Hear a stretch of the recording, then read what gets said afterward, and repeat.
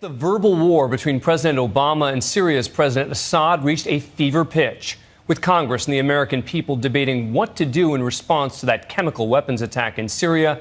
Assad, in his first interview with an American journalist since the incident, denied he was responsible and suggested there would be repercussions if the Americans take action. Just hours ago, President Obama responded to ABC's Diane Sawyer for our coverage of the crisis in Syria.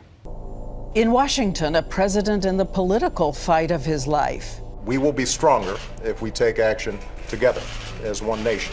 In Damascus, another president in the fight of his life. Kerry didn't even present any evidence. He talked, we have evidence, and he didn't present anything.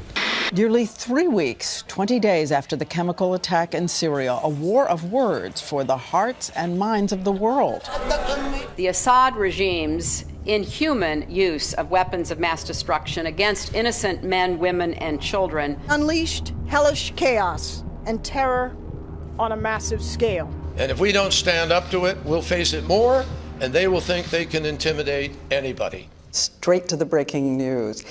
If Bashar al-Assad yields control of his chemical weapons to international authority, are we back from the brink? Is military strike on pause? Absolutely, if in fact that happened. I don't think that we would have gotten to this point unless we had maintained a credible possibility of a military strike, and I don't think now's the time for us to let up on that. So what I've said specifically is I want to make sure that that norm against use of chemical weapons is maintained. That's in our national security interest. If we can do that without a military strike, that is overwhelmingly my preference. And now the key is, can we see with a sense of urgency? Urgency meaning how long does he have to show this is real? A week, a month? This is one of those situations where the stakes are high, but they're long-term. They're not immediate, they're not imminent, but they are serious. I don't anticipate that you would see a succession of votes this week or any time in the immediate future. And so I think there will be time during the course of the debates here in the United States for the international community, the Russians and the Syrians, to work with us to see is there a way to resolve this. But I want to make sure that we don't take pressure off. Bashar al-Assad has said everything is possible in terms of retaliation. Will there be attacks against American bases in the Middle East if there's an airstrike? You should expect everything. You should expect everything. Not necessarily through the government. It's not only the governments are not the only player in this region. You have different parties, you have different factions, you have different ideology. You have everything in this region now.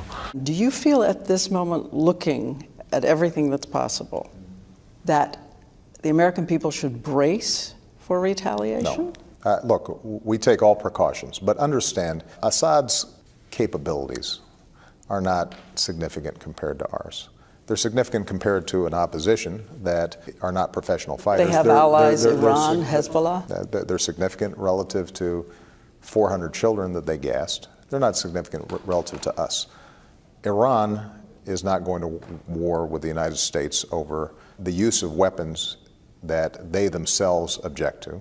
But I think it is important for us to understand that if, in fact, the choice is between a world in which dictators and other countries start believing it's acceptable to use chemical weapons on civilians and children, that will make it more dangerous for us. It means our troops, when they're in theater, all start having to wear gas masks because they don't know whether or not chemical weapons would be used. If we can resolve this without military conflict, that is my great preference, because I have to tell you that I would much rather be talking about how we can provide early childhood education to our kids and create more jobs and focus on all the things that I really think the American people care deeply about. But my responsibility as Commander-in-Chief is to make sure that I think about our long-term national security interests, and the use of chemical weapons threatens that in a significant way. You still want Congress to vote authorization, and do you still reserve the right to strike if they say no? With respect to me ordering a strike in the face of congressional opposition, this is something that I have said to my team is the reason I took this to Congress in the first place. I think that on issues like this, it's important for me to weigh consensus in this country. Strikes may be less effective if I don't have congressional support, and if the American people don't recognize why we're doing this. So I haven't made a final determination in terms of what next steps would be. My hope would be that I can persuade Congress that this is important. My hope is that I can persuade some of the American people that this is important. But it's a tough sell. In a new ABC News poll, 64% of the American people oppose airstrikes, up 5% from just a week ago. Be sure to watch President Obama address the nation tomorrow night at 9 p.m. Eastern, right here on ABC.